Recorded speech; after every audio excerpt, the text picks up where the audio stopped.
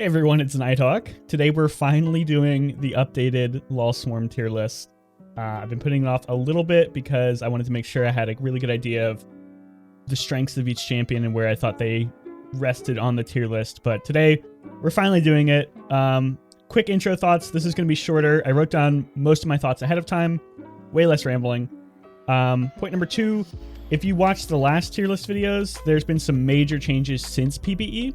So a lot of champions are going to be higher or lower on this list than that last tier list. It's not because my opinion on them changed, it's because they themselves changed. And 3, this is a point that I want to make sure everyone's aware of. Every champion can be powerful and beat the game with the right build and augments, but consistent power is what this tier list is based off of. So if I rate your favorite champion lower on the list, it's because I think that they can be good, but often they're not that great because they're not consistent. So without further ado, let's get into it. We're going to keep this one a lot shorter than last time. So let's start with Jinx. I think Jinx is a lot stronger than she was in PBE. Her movement speed passive is more reliable and more useful with augments like Ramming Runner and Cross Country. She's still a little vulnerable in phases like second Aatrox and maybe even Bel'Veth, where your maneuverability is pretty limited. You can't really move around that much because there's just not that much space. I think Jinx is fine for casual play or even playing with teams, but I don't think I'd pick her for very high difficulty or extreme until you're at a higher anima power. So I'm going to put Jinx in playable. Seraphine, mostly the same as Jinx. Her damage is lower for single target, but she has a lot more access to AoE, especially with her projectile passive. I don't really know how Seraphine stacks up in terms of total damage versus Jinx. I don't really see that matchup very often just because most people don't really play Jinx and Seraphine at higher levels. But I think she may end up being a little bit above Jinx just because she has a little bit more survivability with her shields and her ult. Her damage is not great, but with those shields, I think she ends up in the pretty good tier because I think, one, she's a really good support for the rest of your team, giving your team shields and movement speed when you basic ability. It's on a really short cooldown. Very strong. The ultimate, not that strong, but I mean, making your whole team invulnerable for a few seconds can get you out of a jam. So we're going to put her in pretty good. Next up, we have Leona. It feels to me like Leona's durability got pretty heavily nerfed since PBE. She still feels pretty tanky, but on PBE, you just would not take damage in your E. You would just be basically invulnerable for however long that ability lasted based off your duration stat. So I think Leona has dropped down a little bit since PBE. She's not quite as strong. We're going to put her in pretty good. We're going to put her above Seraphine in pretty good. The main problem with Leona is her single target damage is pretty bad, but her AoE is surprisingly good. Just based off of her area size passive and getting a lot of free armor and health in her kit, she can do a surprising amount of damage. Usually the build I try to go for when I'm playing Leona is only go about 2 defensive weapons. So something like Frost Armor, Radiant Field, maybe even Static Shiv, and I'll limit it to those. And then I want to use the rest of my weapons to get as much damage as my kit as possible. So things like Uwu Blaster or any other high damage weapon that you like. Leona really, really needs those because her single target damage is pretty pathetic without them.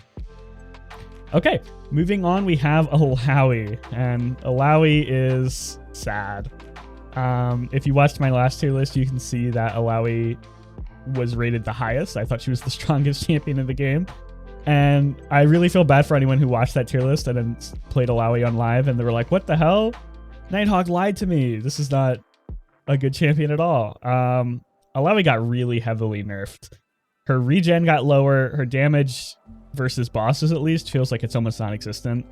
Even with like Uwu Blaster, it feels like there must be an artificial limit on her tentacles against bosses specifically, because even with 50 or 60 tentacles out, it feels like they just don't do that much damage to bosses. I had a game with like, we played 4 Elaois just for fun, and we all ulted, and we all had like 150 tentacles out on the field, beating on Aatrox, and his health bar was just going like slowly down. It was really pathetic. And I'm like, what the hell is going on? So I'm not sure what they did to Elaoi. I'm not sure if it was intentional, but honestly, Elaoi belongs in the playable tier. I think she's a little bit above Jinx just because she's a lot more durable than Jinx. She has a lot more survivability, and I think that her all-around strengths are actually pretty good. She just struggles to close out games. So Elaoi is really good for the first 15 minutes of the map, and then versus bosses, pretty bad. Kind of sad because I really liked Elaoi. She was my favorite champion. So I'm sad about that. All right, moving on, we have Briar, everyone's favorite fish girl. My thoughts on Briar have changed a little bit since PvE, but the fundamentals are the same. So I think Briar is very strong. Her survivability is excellent. She has really good base damage versus AoE and single target with her main ability. Or sorry, her main weapon and her main ability. She has really strong, the best ultimate in the game, in my opinion. Her ultimate, one, makes her go insane damage versus a single target or a couple targets. And two, it actually just has insane map maneuverability. Like, if you didn't know, you can use Briar's ult and click on the map and go anywhere on the map within 10 seconds. So you can get across the entire map really quickly with her ultimate. And hot tip, that also works with augments like cross country, where you get stats for every unit of travel every unit of distance you've traveled. So if you play Briar, keep that in mind. So in my opinion, there's very few downsides to this champion. She's strong early game, she's strong mid game, and she's strong late game. I think her biggest weakness is dealing with stuff like bombs and frogs. And even then, if you go like Ubu Blaster or Static Shiv, you can usually snipe those off before they even get close to you. So I don't really think that's an issue. She's currently my favorite champion for solo extreme. Even if she's not topping the damage charts, I just think her all-around strength is really, really, really good. It's very hard to die on Briar if you're playing her correctly. Don't forget, you can always turn off her E early if you need to, if you're getting into a dangerous situation. Don't stay in your E too long because you can die that way. But I'm going to put Briar at the top of strongest for right now, at least. I think she is probably the best champion in the game, in my opinion. I think there are very little downsides to this champion. So moving on, we have Yasuo. Yasuo is good. He's still good. He got nerfed since PvE, but not that much. The main problem I have with Yasuo is this early game is fairly weak, especially if you're at lower meta progression levels. Without any anima power and without especially the crit chance passive, this champion is just really, really bad. But late game, he gets insane. His AoE is just off the charts. He has pretty good single target damage too. Not the best on this list, but pretty good. He's also probably one of the most fun champions just because of his play style. He's just a lot of fun things going on with Yasuo. His basic ability is insane. He is the best basic ability in the game.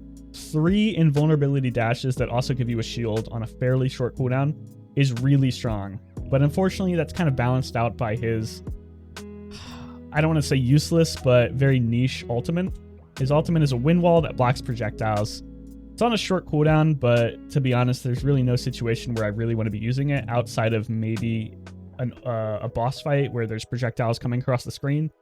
And even then, it's not that useful. You can sort of like angle it to block multiple projectiles at a time, but it's really just not that good. So for Yasuo, I think he does belong in the strongest tier, but he's going to be at the bottom of the strongest tier. I like him. I just don't think he's the best in the game, especially with his pretty pathetic early game.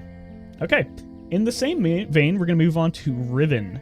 Riven is much stronger than she was in PvE. If you watched my tier list, you could see that she was at the bottom of the list. And that's because she was bugged.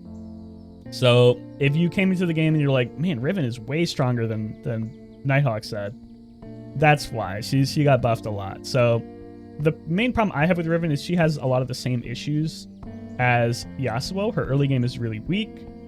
She even has a weaker basic ability than Yasuo. It's just 1 dash, invulnerability dash with a shield. But I think it does give a lot more damage than Yasuo's E does. But even still, I'd rather have Yasuo's E. So I think the only thing that separates Riven from Yasuo is, 1, she gets insane amounts of move speed just built into her kit and the weapons you want to build. So very quick champion. movement speed is probably one of the most valuable stats in Swarm. So the higher your move speed is, the more you can pull off.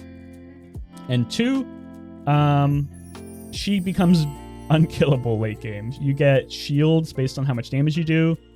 There's no real cap to it. So you can just be basically invulnerable for the second half of the game. And the only thing that brings her down is her early game is really bad, especially at lower meta progression levels. So I think I'm going to put her above Yasuo, but below Briar. Some people may disagree with that, but I just think for all stages of the game, between just starting out and 100 anima power, Riven is consistently lower than Briar until you get to like maybe the very end. So that's why I think she belongs there. All right. Surprise to no one, Aurora. Aurora is probably the worst champion in the game. She may be better than Jinx just because of her survivability, but the complexity, and I use that word lightly, of having to like guide your weapon around with your mouse, and her frankly abysmal early game, she feels very weak. Her AoE damage is pretty good once you scale up your basic weapon, but it's really nowhere near as strong as most of these other champions. So the main problem I have with her is her ultimate feels completely awful to me. Like, legitimately, I never want to use the ultimate. That might be a skill issue, but I would never use her ultimate in a situation where I actually felt in danger. Like, if I'm getting run down by an elite and I'm really low, I'm not going to be like, okay, now I'm going to use my ultimate, because it just makes you too vulnerable. There's just too many times where you'll just get picked off by something stupid because you don't have control of your character. So her passive is also useless, in my opinion. It spawns like little ghosts every few level ups that are supposed to apply like your hexed passive onto enemies, but they don't actively seek out enemies. They just sort of like hang out behind you. I've never seen them like actively go and hunt down an enemy to apply hex to, and they don't do any direct damage. So honestly, this champion kind of just feels like an afterthought. Riot was like, okay, we need to put Aurora in the game because she's new. What are we going to do? And they're like, okay, this is what we're going to do. And she just feels bad. She is going to be the sole champion in the bad tier. I think Aurora is almost unplayable at high levels. And honestly, I see no reason to pick her over any other champion, apart from her kit just being unique and kind of fun. Other than that, really bad champion. All right. Last but not least, Xayah. Xayah is probably the strongest of the ranged damage dealers between Jinx, Seraphine, and Aurora, and herself, obviously. But only because her insane feather stacking damage against bosses, her basic ability where she throws out feathers and then she can pull them back, that does a lot of damage versus bosses. So that's mainly her strength. Something that brings her down is that her weapon evolve is based off the pickup range passive, which is just a really bad passive. You basically would never want to pick that passive ever unless you're playing Xayah. If you pick the pickup range passive on any other champion and you're not just having a for fun game, you're kind of trolling. So that brings her down a little bit for me anyway. But surprisingly good champion. She has a little bit of survivability with her ult, not that much, but I think that she does really good damage. She has some utility for her team because she can pick up XP a little bit easier. You probably want to go pick up range and experience on her. So it's a really fun champion to play. She has a very satisfying weapon and a satisfying basic ability. It's really cool to see all of like the drops coming towards you when you press E. But other than that, I just don't think that she's that good. I'm going to put her in the middle of the pretty good tier. I think that's where she belongs. She is going to do more damage than Leona and maybe even Yasuo, but just because her survivability is not that good compared to those two, I'm going to keep her down there. And that's pretty much all my thoughts on Xayah. We kept this a lot shorter this time. I'm happy about that. So if you like this tier list, if you had any disagreements about it, I'm sure you do, leave them in the comments below. We can talk about them. I'm happy to discuss my thought process on each champion. All that I ask is that if you do have a really strong opinion on a specific champion, please watch my thought process on them before you respond and say something just completely out of left field. Like if you're like, oh, Aurora actually is the strongest second map clear because she has a very specific exploit. I'm like, yeah, okay, that's just not really what I'm going for with this tier list. So I'm sorry if that's your opinion. I just don't agree with it. We have 2 more tier list videos coming. We're going to do the every weapon tier list, and we're going to update that. We did one last time, and it was really long. We're going to update it, keep it shorter, keep it more concise. And then after that, we're also going to do a augment tier list, because I think that the difference between the best augment and the worst augment is really, really high. So I think it's fun to do a tier list of those, and you'll have an idea of what I think is worth picking and worth not picking. So keep an eye out for those. Until then, like and subscribe, I guess, and keep enjoying Swarm.